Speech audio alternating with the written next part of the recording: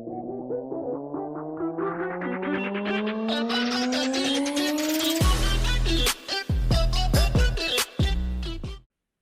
and welcome back to another episode of Let Loose with Moose. Today I have ZoomerOracle with me. Hey Zoomer, how are you doing? How you doing, man? This is the first time I am actually joining a show. Really happy to be invited. We met each Man, other in Singapore, and I already knew, like, I already like felt, okay, this is a really nice guy, really polite guy. We had a very good talk. And when you asked me for the invite, obviously I was happy to join. no, I'm super honored to have you on as this is your first show, man. I didn't even know that. So thank you for coming on. Super honored. And without further ado, could we jump right into your crypto origin story? Like, how did Zoomer get into crypto? Yes, so it's a very interesting story. I grew up in a middle class family with immigrant parents coming to Europe. And What I've noticed is that when I was young, I really knew, like, I couldn't like get the traditional path of going to school and then working in the office. It's something that never really intrigued me. So I had a lot of problems at home with my parents that wanted me to be really successful, going to school, having good grades, and being able to get a really good, well-paying job.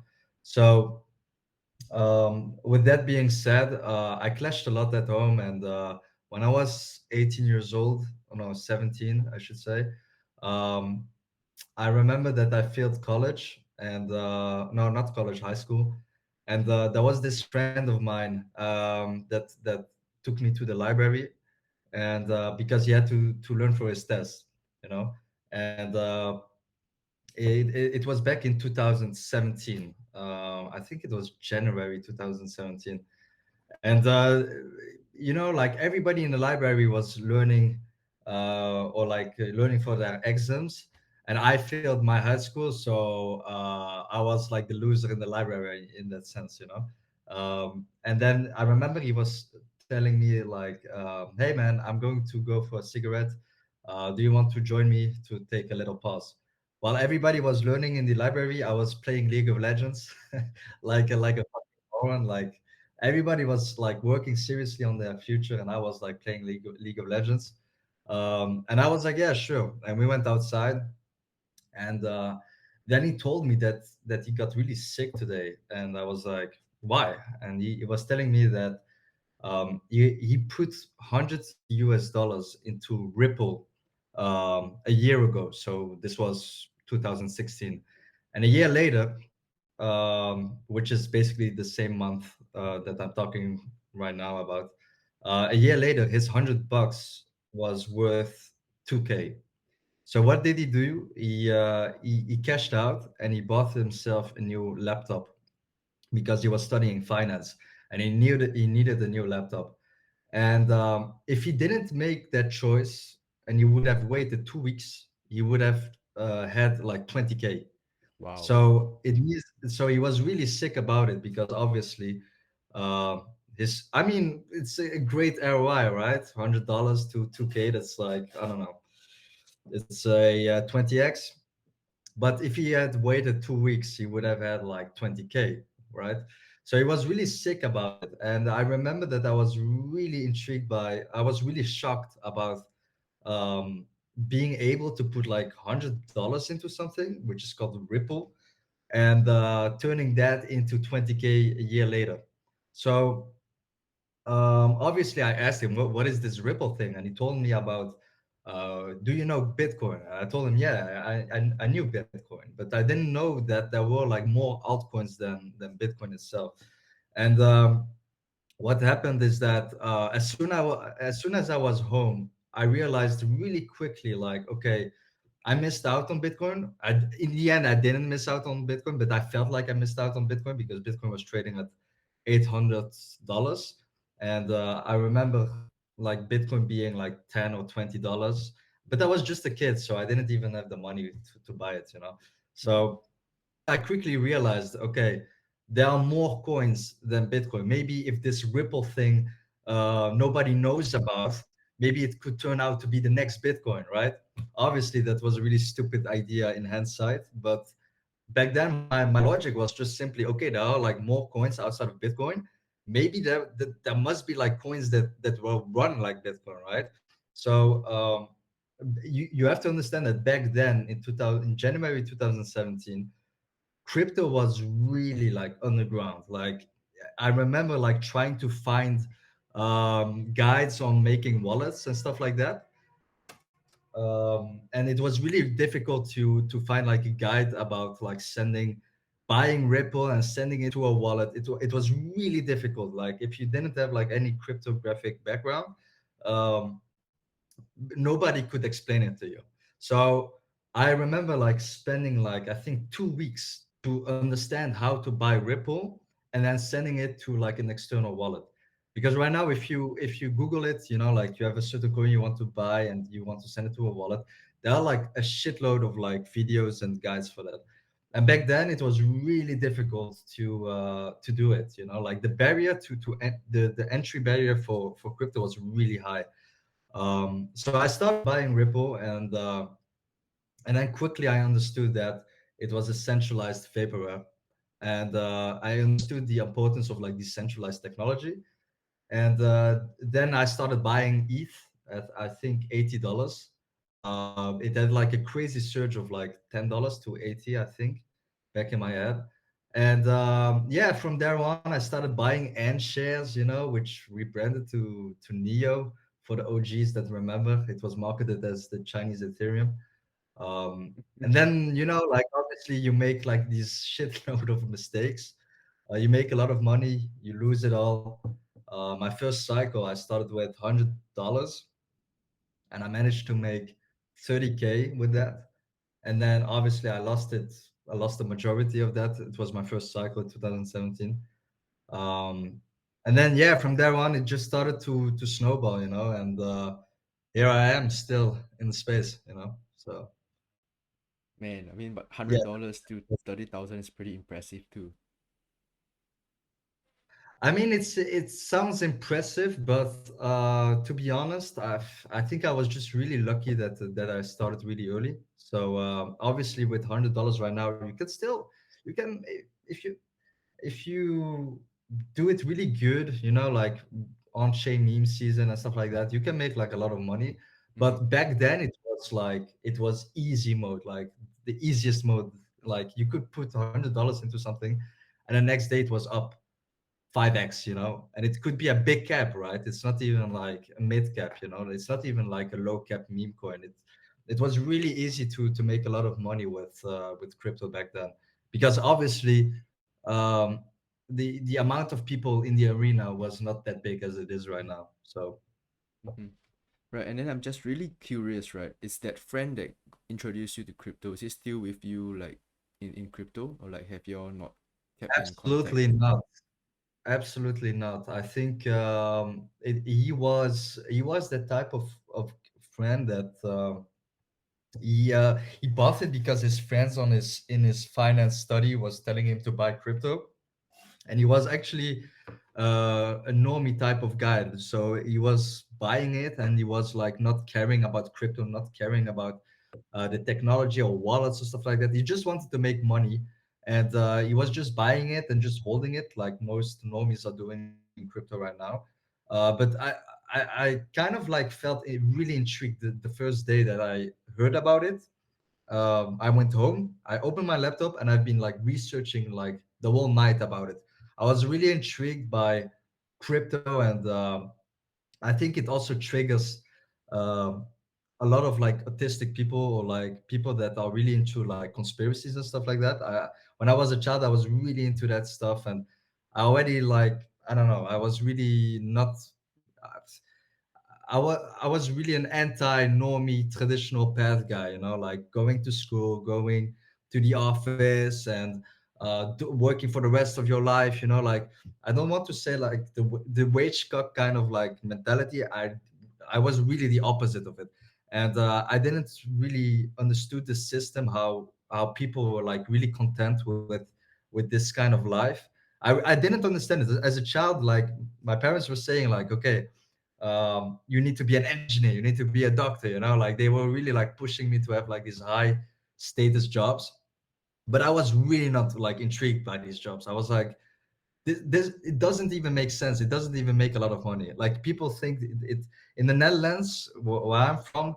Like if you have a high paying job, you pay like 50% taxes. That's a steal. Oh Like they are man. literally stealing from you, and it's I didn't understand that system. So I really hated this kind of system and what people are like striving to reach. You know. So when crypto came into my path, I think it just clicked. You know, like I think it's something that triggers a lot of people that don't agree with the traditional path, let's say, which I think there is nothing wrong with loving the traditional path if it's something that if you like it, if you have a certain type of job that you want to do, and you really love it, there is nothing wrong with it. But I think some people, there is a group of people that are not intrigued with this kind of like system, and I think that's where crypto became like a really like good path to this kind of like alternative path, you know, for this life, you know. So I think to answer your question, I think my friend was he had like a very big ambition to finish his finance studies at college and to work for like a fund, for example, and the traditional fund. So for him, he was not that intrigued into crypto. He was just interested in making money, I think. And for me, it was obviously it was for making money as well. And I really believed when I joined into crypto, I really believed like the first year already, I knew like this is going to be I'm going to do this full time, you know. And I remember my parents like not taking it serious. They were like, yeah, go finish your college and then think about it, you know. They were like, they didn't believe in it, and a lot of friends didn't believe in it, and you know, like a lot of people didn't believe in it. But I don't know, for some reason I think if you are really intrigued into something and you believe that you are going to reach it, um then eventually you will reach it, you know.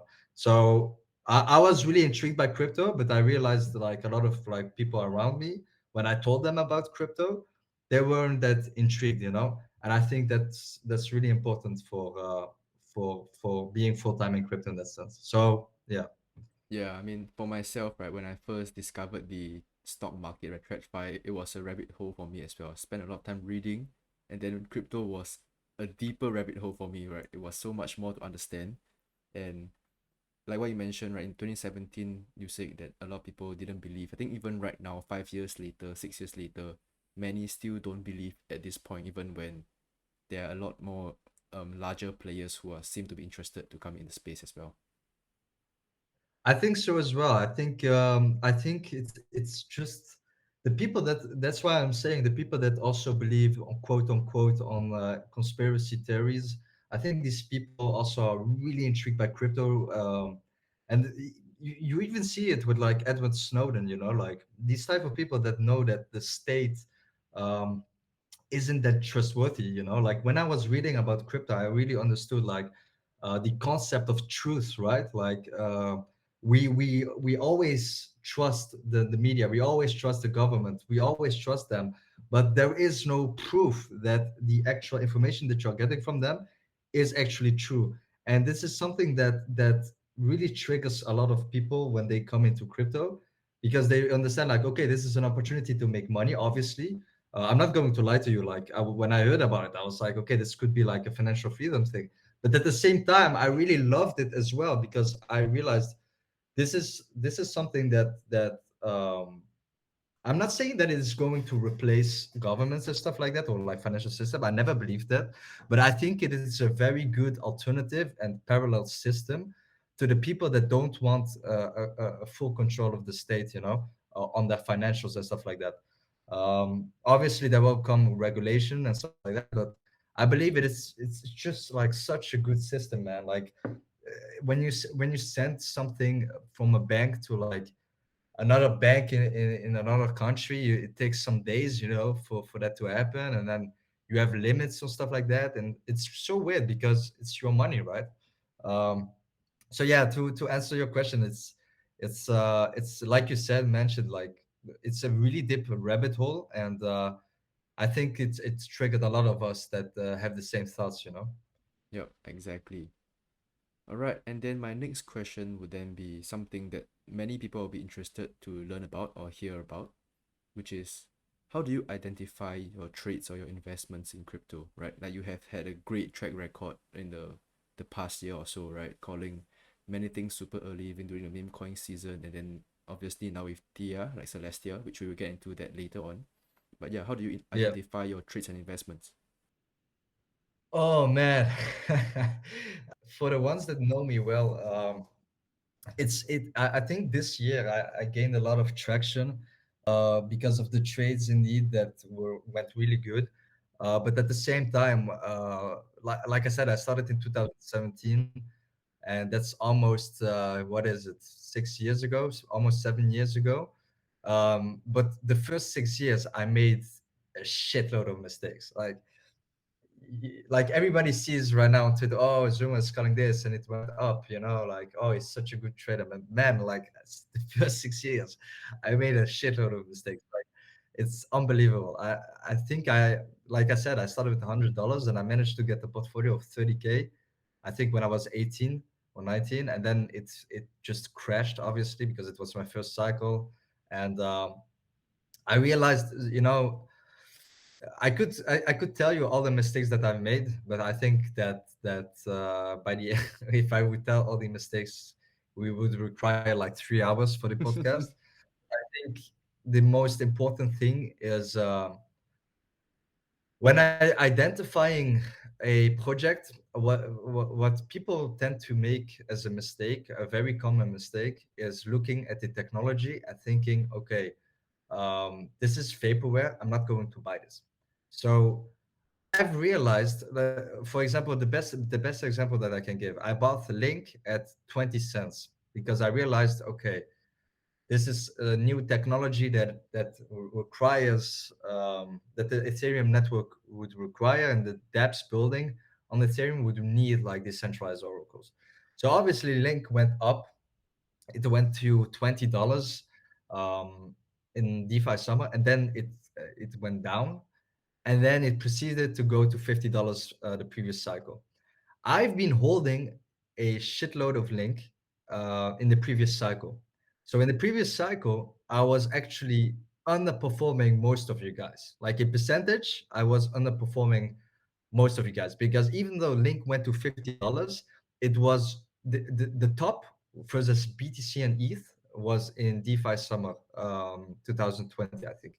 So the top in BTC and ETH chart with Link was at $20. Then it crashed, and then the bull run started. And in the bull run, Link just fucking dropped versus BTC and ETH, which means that if I would convert the Link to BTC and ETH at the top of DeFi summer in 2020, and I would go with BTC and ETH into the bull cycle of 2021, I would have outperformed way more than my link backs back then.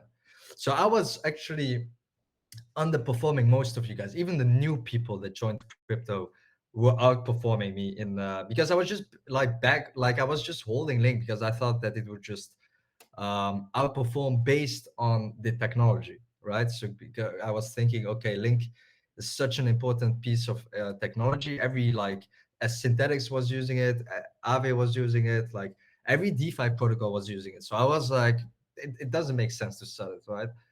But then I quickly realized, man, like SafeMoon was outperforming it, Cardano was outperforming it, like Hex was outperforming it, like all these horse shit were outperforming Link, and a lot of projects that were new were outperforming Link. Like a lot of it was a really tough lesson, but it was a much needed lesson that I understood. Like the technology doesn't matter in most of the time, and so sometimes I share a play right now on Twitter, and then people say, oh yeah, but nobody is using this protocol. So for example, today I've been hinting about Ribbon, right? Ribbon is this option protocol on Ethereum.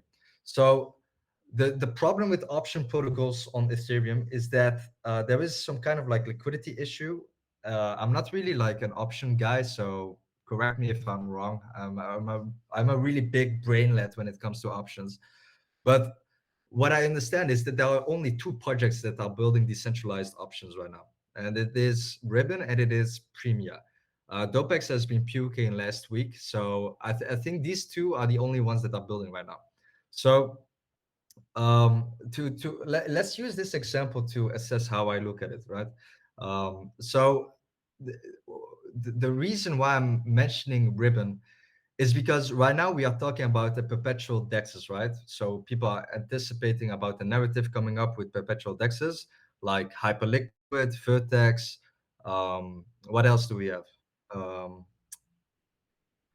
I mean, I don't know. Like there are lots of like perp dexes, and people are like already anticipating on this narrative because the cowboys of the centralized exchanges like CZ, SBF, even Arthur Hayes in the previous cycles, they're all down, essentially. So the market share of perpetual dexes will go up likely, right? So this is the reason that this is the thing that people are trying to anticipate. But I'm already anticipating also a narrative on decentralized options. So I'm always trying to get like 10 steps ahead of like what the crowd is trying to anticipate. And with the decentralized options, you don't have a lot of options, pun not intended. But you don't have a lot of options. It's only Ribbon and it's only Premium. So I was looking at Ribbon and I was like, okay, they have a history. I don't know if you remember, but they had an airdrop and there was like one VC that was farming a lot of the airdrop, and they dumped it all. And it was a really big drama. I remember it was last cycle, like people were calling them out, and it became like a really big drama. Like it actually affected the project in a bad way. I think the project has been down only since. And but despite like the strong VCs backing it, um, and what I noticed is that this bear market, they have rebranded. They made a new product which is called Avo, if I pronounce it right, and they kept building this bear market. So it means, in my eyes, that the team is incentivized to create exit liquidity for these VCs because they didn't have the exit liquidity last cycle because of this drama. You know, so um, the point that I'm trying to make is that I'm also looking at how what kind of shark mentality does the team have, like what incentive does the team have to push the product to people? Because in the end, um, whether you like it or not, everybody pretends it's we are just here like we are only here for the tech and we are not here to make money. In the end, we want to create exit liquidity and dump on people. And even if you don't agree with it, eventually you will, because this cycle you will dump on your grandma and your aunt and your uncle. You will dump on somebody, and that's how it works, Mhm. and these VCs, they will need to dump as well. So obviously, their incentive to keep building and to keep creating and to hyping up their product and rebranding and stuff like that, it's an incentive to create exit liquidity. I'm not sure if it's going to be us or to be retail. I don't know. But the thing is that this is a very important argument that most people are not assessing when they ape into a coin. So sometimes people think like, oh, this coin has like an amazing technology, but their team just doesn't care about promoting the product or creating a demand for the product. Even though the technology is amazing, um, they don't hype it up, which means that they don't translate on the chart. And this is something that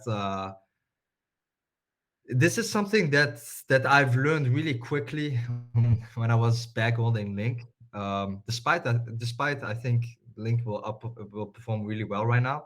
I think this is something that I've learned really quickly on new projects, and it's one of the like ways for me to assess if a project will pump or not. Obviously, new chart, no bag holders, tokenomics, which is something that we will go back, we will talk about with Celestia maybe later on. But yeah, there are like several ways of looking at it. I think I might make a post about it on Twitter soon, with the stuff like the checklist that I'm trying to make. And at the same time, it's also a lot of like intuition, because I've been in the space for like almost 7 years. So you kind of like sometimes recognize patterns of like stuff that most people that are new in the cycle don't recognize. Um, and this is something that is really important, and with experience, you will eventually develop as well. Awesome. Really like that, man. I think it's really useful, right, for us to hear about how you think and how you kind of think about being 10 steps ahead, right? But what about the opportunity cost then? Right? For example, right now you're thinking about these options and no one's looking at it compared to everything else that's flying right now, and maybe what you're looking at right now is um too far ahead, right? Before everyone's buying into it, then you will have to be holding on. What do you think about the opportunity cost there? Yeah, I think to answer your question with, for example, I'm using ribbon buyer right now, not because I necessarily want to fucking shit it, but I'm just using it as a reason. I'm just using it as a recent example because I think it's good to stick like with one example Yeah, to yeah. showcase why I chose it, for example. So let's actually use ribbon for example. The reason why I aped it this week, for example, is in Q1 or before Q1, I think, or even Q1, they will rebrand to Avo. So what will happen is that you can lock your Ribbon tokens for 3 months, and then it becomes Avo, or you buy Avo on the market. So Q1 seems to be like I think it's a bit of like the stars being aligned with a lot of stuff that I assess. So likely what will happen right now is that maybe we'll get the dump, this year around the ETF approval. Maybe it's before, maybe it's after. We will get maybe one last dump, and then it will be up only, right? Everybody is agreeing that 2024 is going to be up only. And I think with these VCs, I'm just kind of like for example, Paradigm is behind um, Avo or like Ribbon, right? But Paradigm is also behind Blast, which is also the L2 that everybody is talking about last week, Hmm. right? So it seems like Blast. I think they had the in February, which is Q1 as well. People can use the chain, right? I think there was something about February, right? You could stake Yeah, it about and 3 months from now. exactly. So which is Q1, right? So it seems that Q1 is going to be um, uh, the period that a lot of predatory VCs will try to market the products that they want to market, which is Blast. Apparently, it's Avo because they are targeting Q1 as well for the rebrand. Maybe there will be. I'm just anticipating some kind of like hyper marketing from these teams. So it seems that the VCs are trying to market the product at a good timing of the market. So they are not going to hyper market the product when the market is going down, right? So I think after maybe in Q1 when it's starting the up only trend, the really big blow off top season in 2024, I think they are targeting Q1 to start marketing their project, and it's so I'm just anticipating on them um, hyper marketing the product to create exit liquidity. So I think that's why I aped last week because I'm just trying to front run this possibility, and this is the reason why I just aped into it right now. I think the opportunity cost is maybe what 1 2 months, which is something that I feel comfortable holding. Obviously, it isn't like a big percentage of my portfolio, so I feel comfortable holding it for a couple of months. Like 1 2 3 4 months. So this is something that I already calculate beforehand based on the catalysts that are coming. And yeah, that's something that's the reason why I chose to ape, for example, this week. All right, got it. And now let's talk about the hot topic, your Celestia thesis, right? You've been posting, I think it's safe to say daily or multiple times a day about your Celestia going up. So I'm sure many would love to hear your thesis on Celestia. Yeah. So with Celestia, I think every cycle we will have new pieces of technology that will be hyped up a lot. And last cycle we had Phantom, we had AVEX, we had Luna, we had Sol. And I can promise you one thing: w- uh, every bit of these, like every single project of these, were not hyped as much as it is right now. So everybody right now is talking about Solana, but back then when it was trading at $2-3 or even $1, I think, I don't remember. That there wasn't a big consensus on Solana being like a very big trade for the cycle. So with that being said, like with Optimism and Arbitrum, it was the problem with these coins, and even I mid-curved this a lot when it launched. It launched at a way high FTV and market cap during a rough period in the bear market. So with all these like coins like the L2s and Sui and Aptos launching, um, usually the consensus trades on these were like bad. Like people were fading Aptos, and then Aptos proceeded to go to $18. So with Arbitrum, it was the opposite. Everybody was expecting Arbitrum to go up, and then it just went to like 180, which was barely a 2x from the starting price, and right now it's just screwing around $1. Um, when Celestia launched, with the airdrop, I realized when I was researching it, I realized that the most of CT were not in Celestia, and they didn't understand Celestia, what it does and where it came from, and they didn't understand that it launched at a quite good market cap. It launched at 250 million, which is nothing compared to these L2s and L1s launching at billions in market cap. So I understood that it was really underowned and underrated. The tokenomics were really good. It was, I think it's locked until October of next year. There is like some inflation from staking rewards, but it's nothing when you calculate that we will likely be in a bull run next year. Um, so the stars were aligned on this one, and I realized that it was a complementary tech for the L2s rather than a rival. It wasn't like another L2 that is trying to compete with Arbitrum and Optimism. Rather, it's a piece of technology that apparently is a plug and play technology to scale these L2s, right?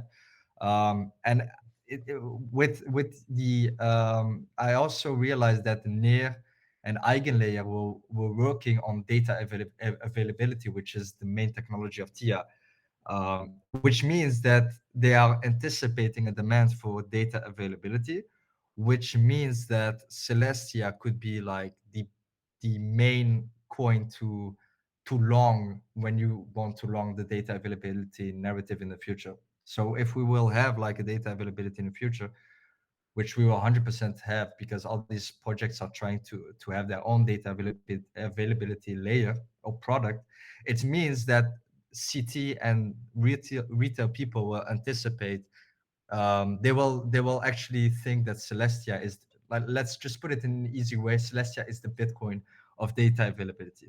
So I realized that it was really unknown, nobody was talking about it, and it would likely be one of these trades that will giga outperform this cycle. It could be like buying AVEX or I don't know. It kind of felt like buying AVEX at $5, when I bought it at 250. So I just went heavy into it, and I looked up the team, and I saw that the guy that literally invented optimistic rollups, like the technology, which Arbitrum and Optimism is using, that piece of technology is made by a guy named John Adler, and this same guy is working for Celestia, and to me that team seems to be like fucking, I don't know, like a top tier team, one of the co-founders of Harmony is working for Celestia as well, and obviously the other co-founder is used to be a very very good hacker, He even hacked, I think, the USA government Oh at a wow. very young age. Yeah, when he was 16, he used to hack the government. You know, like he was a hacking prodigy. He used to hack for Anonymous, which is the famous hacking group.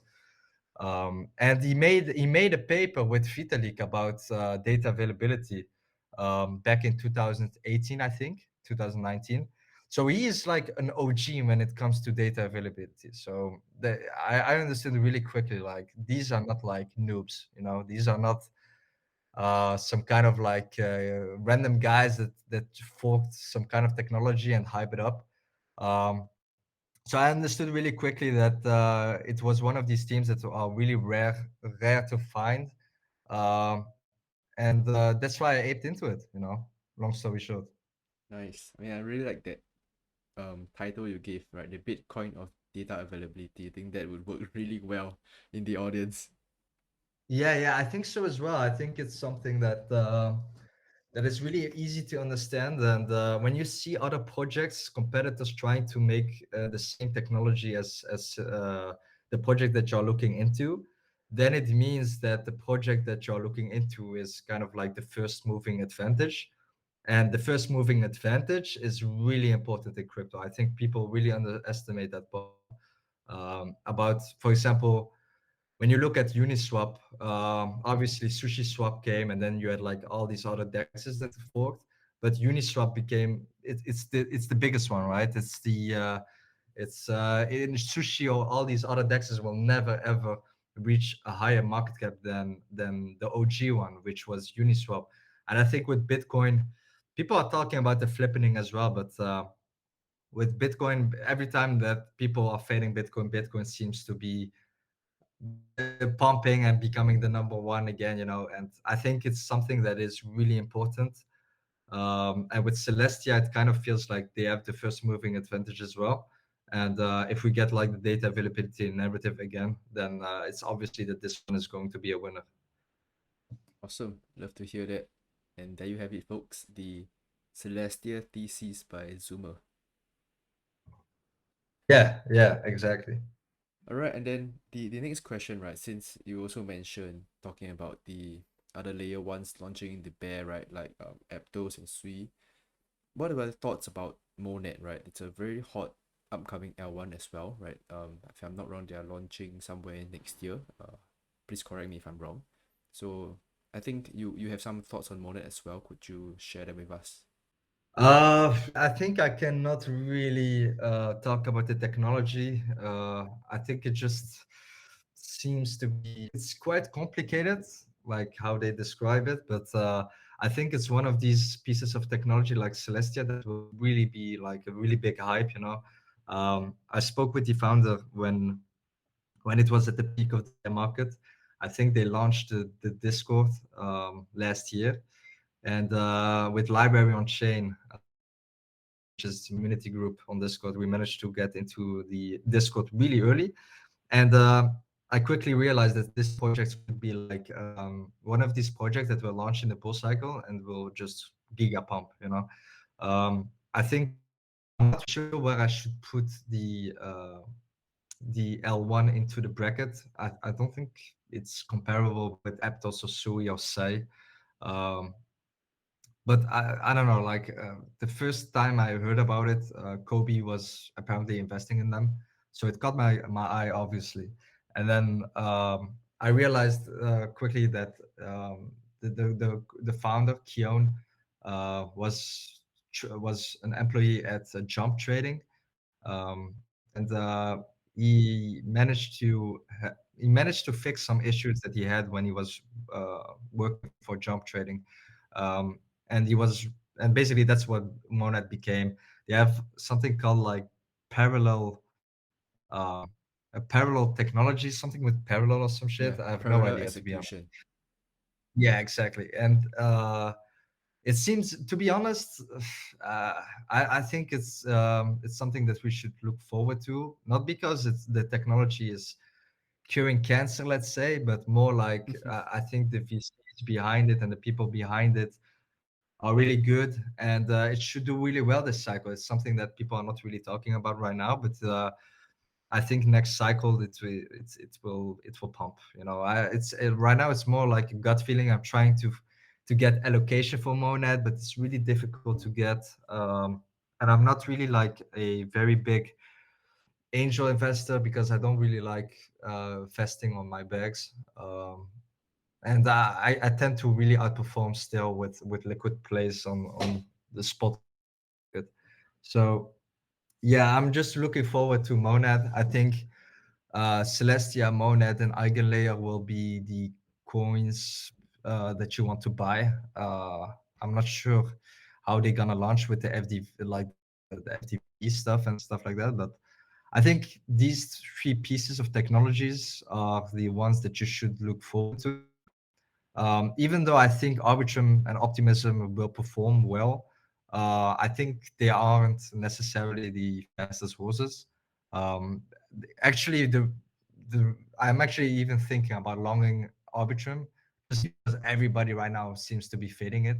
So it's kind of like tickles my spider senses in that sense. But yeah, Yeah, so long story short, I'm really bullish on Monad. It's not necessarily on the technology side, I think, but I think it's one of these really hyped up projects. yeah, I think seems like everyone's trying to get into Monet, and I'm not even sure if they are raising right now or what, but Nah, they don't. They don't. yeah, right. And I'm pretty sure like Jump is backing them, right? Since I think three of them are ex Jump crypto or Jump trading Yeah, employees as well. And yeah, I think Eigenlayer is something that is also really hot, right? Every time the caps are lifted, right, then it feels almost immediately as well. I guess it's always crazy whenever they lift those caps on their pools, on the vault, sorry. yeah, that makes sense. Yeah, Yeah, yeah. I don't know. and I'm really bullish on it, and we will see it. yep, we will see for sure. Right, and actually we have a community question before we move on to the next question. This is by OXMVK. His question is like, what's your takeaway on from your grind to becoming a, I will quote, on-chain legend? Uh, okay. I think one of the keys of I think not necessarily on chain stuff, but in general with crypto, is try to get into like inner circles of like Telegram groups or Discords of people that are really hungry. So you don't want to follow like these accounts with like 200K followers, because most of them already made it or they are not hungry anymore because they already get like a lot of alpha from followers. Um, you want to surround yourself with people that usually you can recognize them as they have like one or two cycles behind them.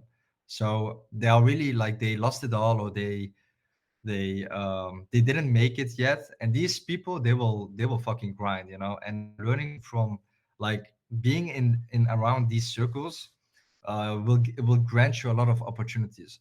So I think this is something that is really important, and it's something that I think most people are not aware of still, even after being so long in crypto. And at the same time, I think what is also really important is changing your mindset. For example, when a coin, I will use the example of Blur. So I saw Blur at 18 cents and I didn't buy it, right? I didn't buy it. I knew Blur would eventually pump, but I didn't buy it. And then obviously Blur pumped a lot with the blast announcement and stuff like that. And right now it's sitting at 50 cents. So what most people do wrong is looking, for example, when somebody is telling me to buy Blur, what most people will do when they are in the same scenario as me, they will not buy it because they saw it at 18 cents and it's sitting right now at 50. So they are like, yeah, I've already missed it. I'm not going to buy it 50 cents, right? The thing is that this is one of the qualities that most people are missing. You need to get rid of a cognitive dissonance. I'm not sure how to spell it in English, but um, it's a psychology term, which is, for example, you need to get rid of your biases. So Mm-hmm. if you have a bias in crypto, you are going to be destroyed, right? If you think your coin is special and that other coins are horse shit, then you will not make it in crypto. Because I used to have the same mentality when I was holding Link, and I got outperformed by new people. So g- getting rid of your biases is one of the most important ways to make money in crypto.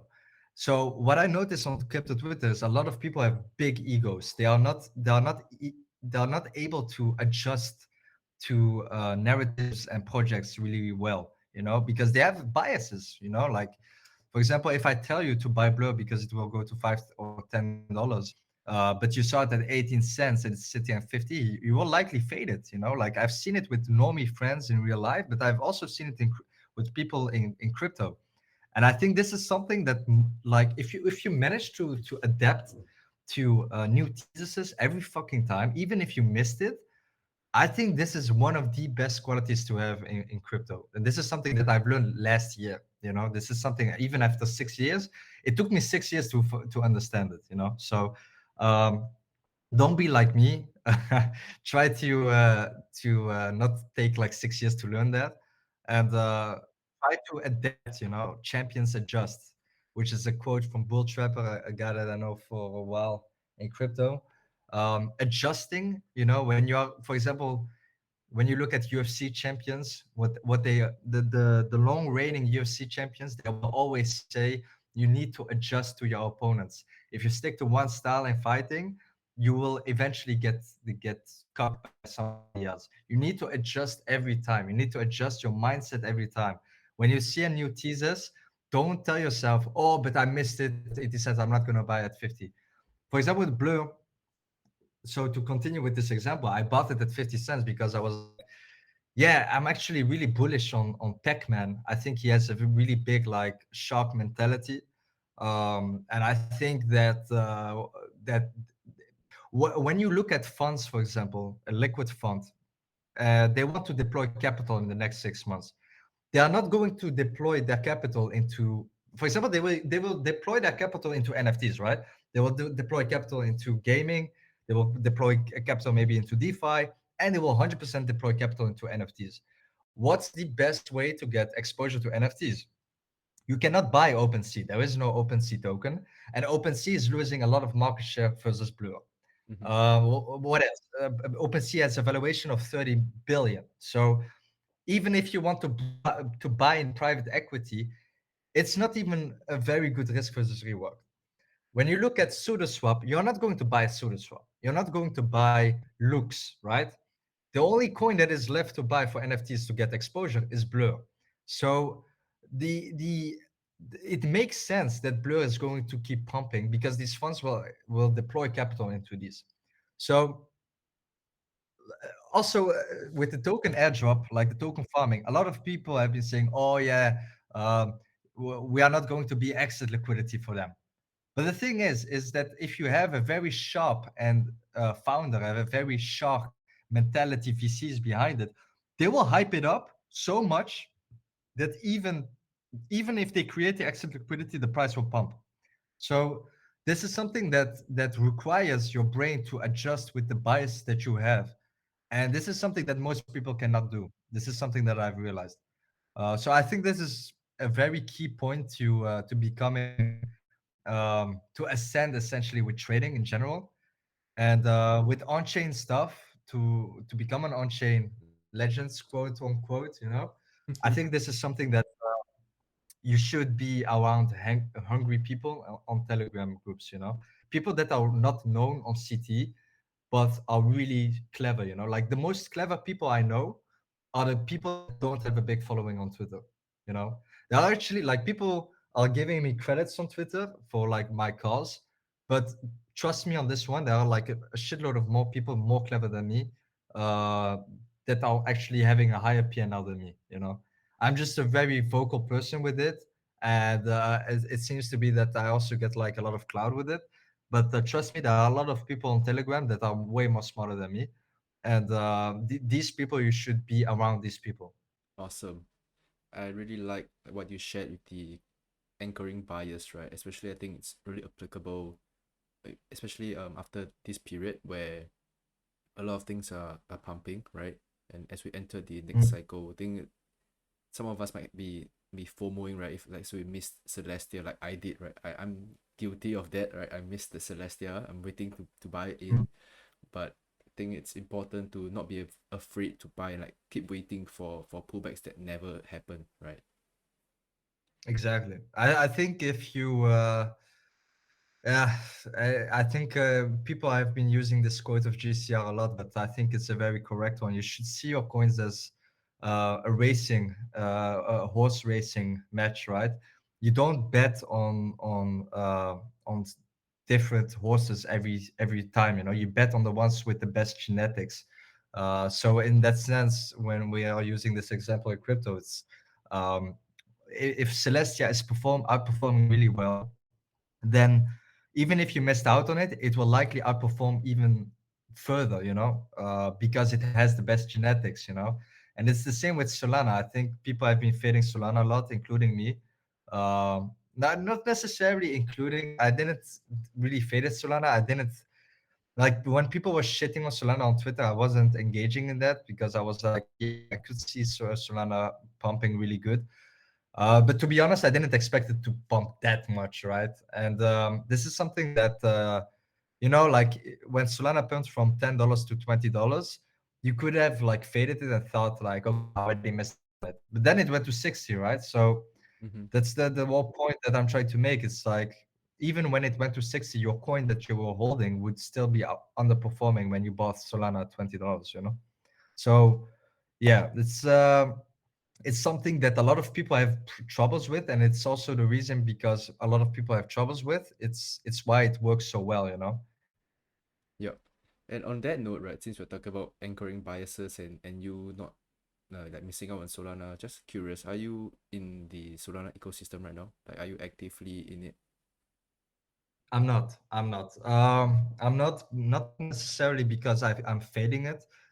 I'm not because I just realized that there are just some kind of trades that I'm really good at. Um, for example, I'm really good at anticipating what CT is going to likely shill.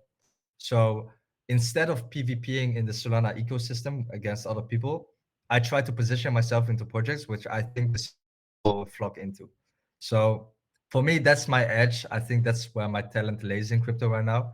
Mm-hmm. Um, and that's why I'm playing it this way. It's a safer way for me to do it, and I just feel I'm really comfortable playing it this way, which is not me saying that you cannot make money on Solana ecosystem. I'm not fading it, but it's just simply my way of like I have just an X amount of energy and time that I can put into crypto, and I'm just putting it into something that I'm really good at. All right, got it. And my next question would then be, what's your take on the markets, right, in general for the next 6 months or the next year, in fact? I think in 2024 we will go up only, and I think that the next 12 months, I made a tweet about it, I think yesterday, no, 2 days ago. I think the next couple of 12 months, you should be behind your PC. You should be trying to maximize your health, maximizing your sleep, and you should maximize your time into crypto because it will give you life changing opportunities. And I think this will be the last cycle, which will be easy mode. So there will be more cycles, don't get me wrong, but I think this is going to be the last cycle, which is going to be easy mode. So for people that are new, or this is going to be the second cycle, you will want to be really active into crypto this cycle, and especially this year. And I think for the upcoming months, maybe we'll get one major dip. Maybe I don't know, from 41K we will go down to maybe 35K. I don't know. It's possible, but it's going to be the one last major correction before up only. If you like to trade spot, then I suggest don't fucking around with selling. I think it's something that you will fuck up. You will not time the bottom. So um, I think this year bears are cocked. All the bears right now. Like I remember, actually, I have a tweet about it when the USTC drama happened in March and Bitcoin pumped. I made a tweet. I think I will try to retweet it today. I made a tweet saying the bull market started, and people were like, not. I think a lot of people right now are not aware that the bull market already started. You know, like in my personal situation, I made a shitload of money in the last couple of months. In the meme coin season, I made them a lot of money, but I also made a lot of money in the last few months. And I think that a lot of people that are sidelined, um, they are coping, saying that the bull run didn't really start. But I think what frankly is happening is that they are waiting for the blow off top, you know, the alt season. And I think if you wait for that part, you are not necessarily too late, but you missed out on a lot of gains. I think a lot of bread is on the table and was on the table, and this is the reason why um, I've been so active in the last few months. I think people will look back in history and think like, man, these last couple of months I've been fucking fading crypto, and they will regret it. You know, they will regret it. So beers are cooked. Awesome. All right then. So I mean, since you also mentioned right that it's gonna be like the last easy cycle, right? Yeah, What are some yeah. advice, right? Since we have this question as well by board DeFi guy, right? What's the advice you would give for those who are new to DeFi for the next cycle, or like maybe new to crypto in general, not specifically DeFi? Uh, yeah, yeah. What's the best advice you can give? Have conviction. Have conviction. I think if you're going to sit on your hands, I think right now the best way to outperform everybody is to just make deploy capital right now and just sit on your hands. If you're new, actually don't try to trade. Don't trade. Like I think most people will fuck up with trading because they are just inexperienced and they will fuck it up with trading. If you're new to crypto, like if like, let's use the example of last cycle. If you're new to crypto, if a friend of mine was new to crypto and he would like to make money this cycle, I would have told him, hey man, look, buy Sol, buy ETH, buy I don't know, like just buy some couple of coins that will likely outperform this cycle. Have some conviction in those coins, and you will do well. But that means that, for example, if you bought, for example, let's say 10K or 5K into Solana at $5, and it dumps to $2 or $3, you will likely sell it, right? So because you're inexperienced. So at $5, even if you buy it at $10, who gives a fuck? Like just wait until it giga pumps. It will have a blow off top. You will obviously see the signs when it will have a blow off top, and then sell it. And that's how people make life changing money. Not because they are so. Actually, most people are like dog shit traders. So you will never outperform the people that are holding during a bull run. So I think this is something that most people are. Even if I notice with my normie friends, if I tell them to just buy, for example, Celestia and just sit on their hands, they will not accept it because they think that they need to do more. They think that there is this like fugazi lifestyle that you need to trade, like be behind your computer for 24/7. But the thing is, it's easy, man. Just deploy that capital into like one of these fastest horses and sit on your hands, and you will become rich.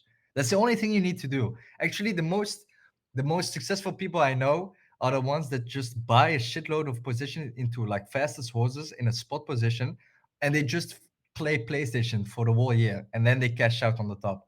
And it's that simple. But most people don't want to believe it that it is that simple. And I've been in this cycle. This is going to be my third cycle. I've tried it all. I've tried to be the smart ass trading it. I've tried to hold, and I've tried many stuff. And the best thing that you can do, and the best relaxing thing that you can do, is allocate deploy capital at the beginning of the bull run into the coins you think is going to be the fastest horses, and then you just sit on your hands. That it's that easy, you know. And this is something that I suggest to people that are new in crypto, because 100% you will lose your money if you try to trade it, because you will lose against experienced people, you know. Man, I love that. For some reason, it felt like I was listening to Andrew Tate's speech. Oh, really? All right. Yeah, I'm not sure if it's a good example, but yeah. But yeah, I mean, appreciate you sharing all that. I know we've been chatting for about an hour now, right? And I would like to get to know a bit more about yourself, right? We're gonna move past all your crypto thesis and analysis, right? Let's get to know a bit more about Zoomer. Like, how does your daily routine look like? Uh, yeah, good question. I wake up and I go to the gym, and then I simply open my computer, just trying to check my Telegram groups, what people are saying, trying to catch up with people that send me personal messages. And yeah, then I usually tend to have some calls with project owners, trying to figure out like what they are doing and if I could help them in some way. If I'm really interested in getting allocation or some stuff like that. Um, and then I usually go to my boxing gym. So I started boxing. And then I go home, I open my laptop again. Usually I work until 3, 4 a.m. in the morning, and then I go Wow. back to bed again. And yeah, that's basically my routine, you know. It's not that So impressive. on average, how many hours do you sleep then? Sorry? How many hours do you sleep on average?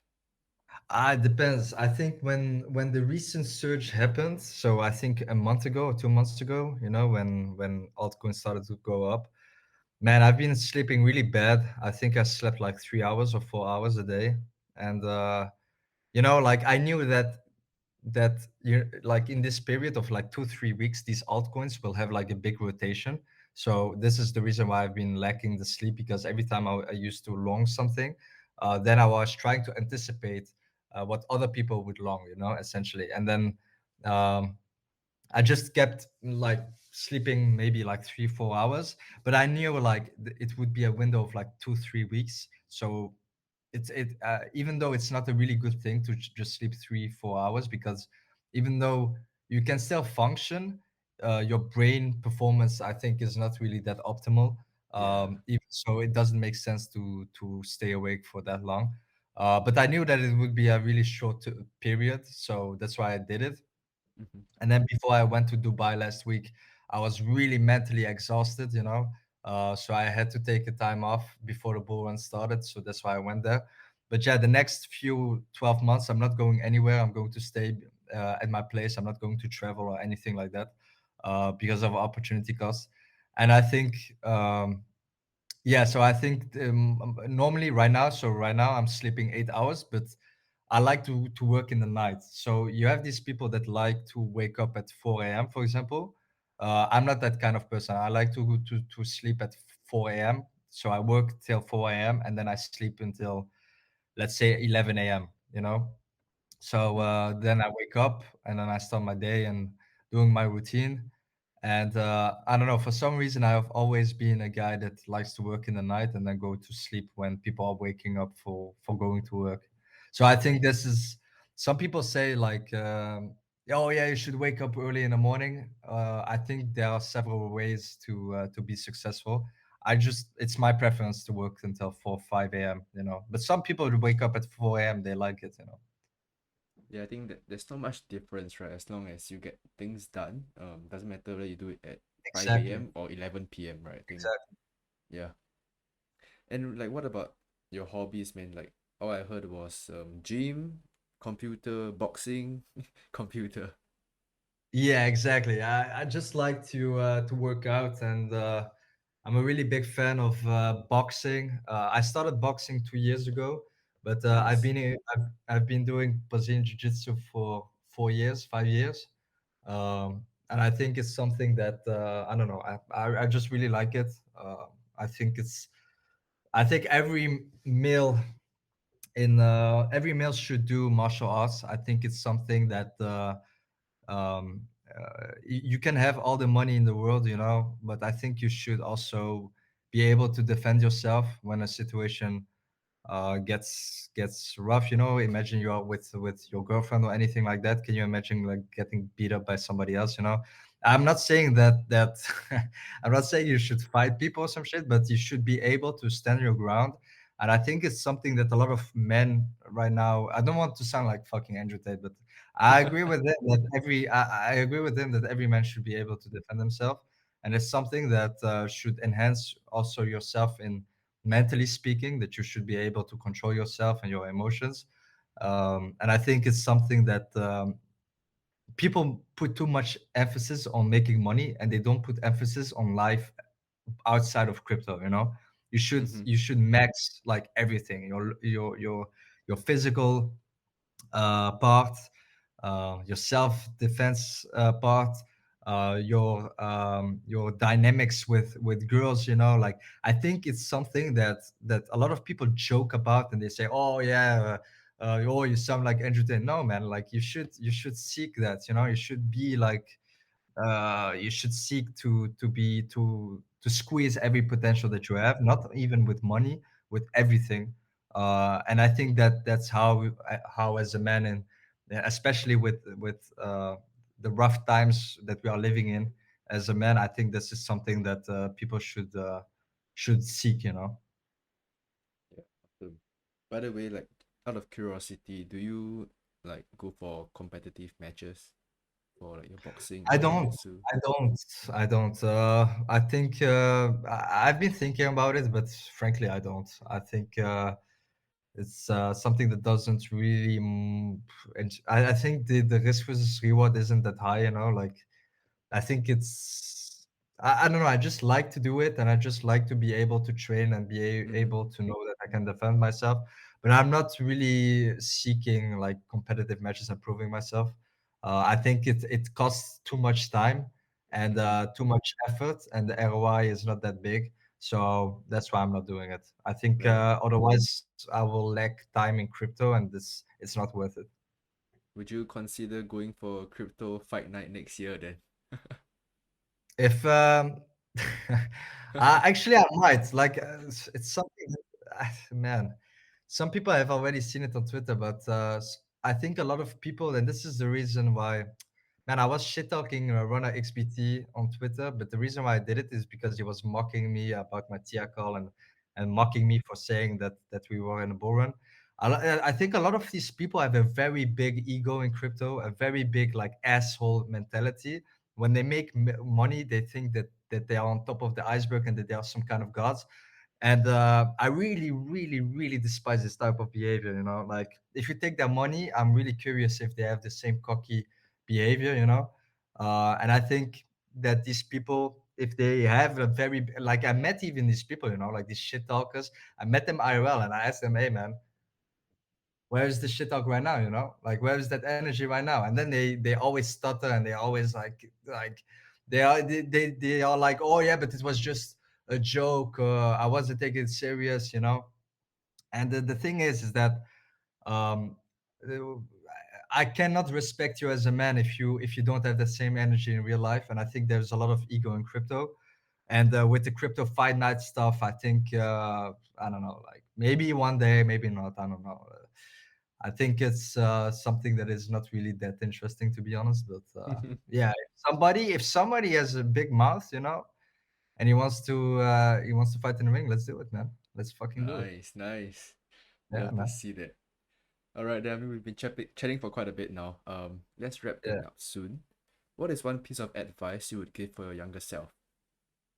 For my younger self, stay in your lane, focus on yourself, and remind yourself that life is really short, man. Life is really short.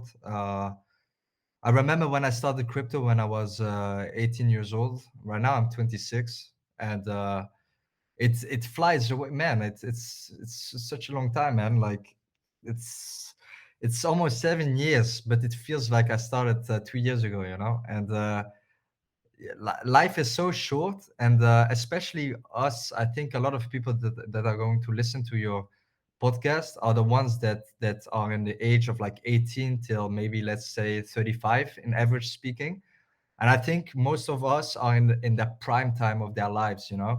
I think making money is it's really important, having, not because of the materialistic part. But for me, what was really important is the freedom that I get from having a financial freedom. You know, like I can wake up and I can travel tomorrow if I want. You know, or today. You know, so I don't have to ask my boss to do it and this and that. And I think this is something that is really important. But at the same time, eventually one day you will die. You know, you will not bring your money into the grave. And I think it's really important to understand like what's your end game. You know, I think I'm really lucky that when I was young I understood like, okay, I want to be financial free, and then I want to start a family, having a wife, kids, and stuff like that, and maybe buy a farm, you know, and being able to provide for myself, and getting away of all the chaos. I think this is my end game. But I think for the younger people that are listening, I think understanding the end game is really important. Like understanding what okay, you're trying to make money for what are you going to do with that afterwards, you know. And stay humble, stay true to yourself, and never get money into your head, you know. When I started when I was 18, 19, I used to be a cocky piece of shit when I started making my first money. And I think luckily I really humbled myself. But I think a lot of people have this problem of getting really high on their own money, you know, that they made. And you can be proud of your achievement. It's really good. You should be proud of your achievement. But yeah, stay humble, because every day, you know, like that money could be taken away, or you can get sick, you know. Um, you can There are a lot of stuff that could happen to you. And then yeah, so just stay humble, you know. And if you can help other people, I think what the most plus EV thing you can do to increase your blessings in life is helping other people, even if it's not necessarily financially. You could do it financially, but helping other people is always plus EV, because people will remember you, and they will always give you a favor back, you know. But you should not do it because you want to get a favor back. You should just do it because you want to do it. And I believe in God myself, you know. I believe in God, and I think that I'm getting a lot of blessings because I'm helping other peoples as well. And this is something that I think is something that I would give to my younger self to already start doing this, you know. So yeah, this is basically what I would like to give to my younger self. And yeah, that's it. Nice. I mean, that was really well said, right? I have no comments, nothing to add on there. I'll just leave it at that. It was amazing. All right, and Yeah, then man. my yeah, go ahead. Yeah, that's also the reason why I wanted to go into your podcast, because I was like, okay, this is a really nice guy. When I met you in Singapore, you know, I had a really good feeling when we were talking at the Blockmates event Yeah, with yeah. my boy Grant and the Jedi, really good guys. And then, but yeah, like I said, I'm happy to help you with the podcast as well. You know, maybe getting other guests as well. And yeah, I'm really grateful and flattered that you wanted to have me on the podcast. And I yeah, should be flattered instead, man. All we right. are both flattered. That's good. That's good. All right then. Before we go off, right? It's been a great chat. Is there anything else that we have not covered that you might want to add on?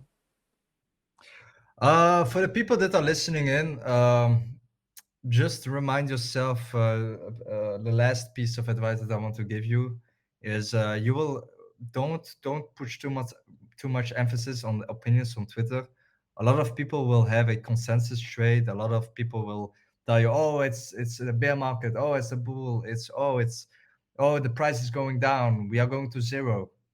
And I think if you're trading spot, you should have conviction into the coins that you like, and don't let anybody cuck you with selling these coins which you have like a big conviction in.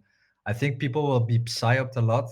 Um, I think learn to be careful not being exit liquidity. The reason why I like to shield my bags that I'm accumulating is because I'm already anticipating on a narrative. So I already know that if you buy what I'm buying, I'm pretty sure that CT is not buying it. So most of my shares are shares that CT are not buying it, because I don't want to share something that is becoming exit liquidity to people, you know. And this is something that you should be really careful about. And yeah, so don't get psyoped by crypto Twitter. And yeah, I think this is something that you should be careful about. All right, and with that, I thank you, Zoomer, for taking the time to come on to share with us your insights and thoughts. And to the listeners, thank you for joining us in this episode, right? And we will see you in the next episode. Thank you very much. Glad to be here. That brings us to the end of this episode. I hope you enjoyed this episode as much as I did. Before you go, do remember to give us a thumbs up and hit the subscribe button so you never miss a thing. Comment down below what you liked about this episode, who you like me to interview next, or any topics that you want to learn more about. Until next time, this is Moose moving out.